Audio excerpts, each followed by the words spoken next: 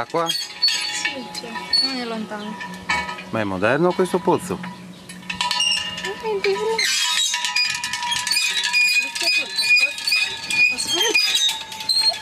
Vieni ad aiutarmi.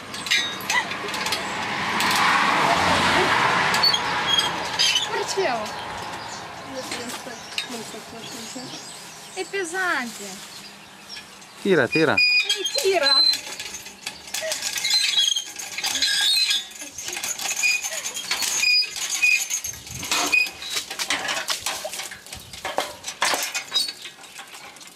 Brave. Sei pigro tu. No.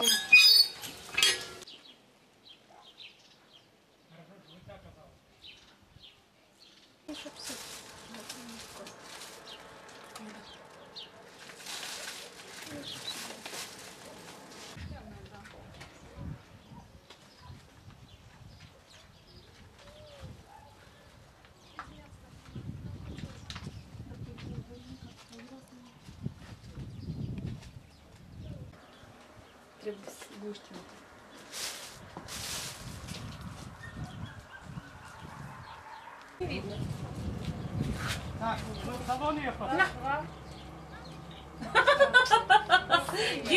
Дежурная улыбка номер 5. Ничего не написала, нормально. Нормально? Тема успеха подключила. Не видела, что у меня там не хочет. Что не хочет? Все? Устает, да? Уже пишет. Anche nel tuo villaggio, Olga, hanno i cavalli privati? Proszę pani. La mia cugina. Ваху. Dziękuję, надо говорить.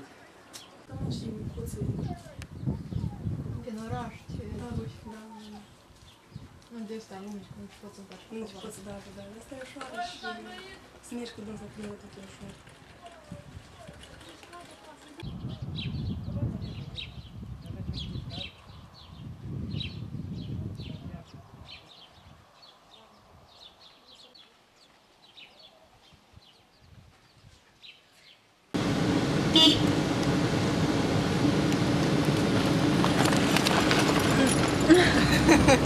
Aspetta che va via il fumo.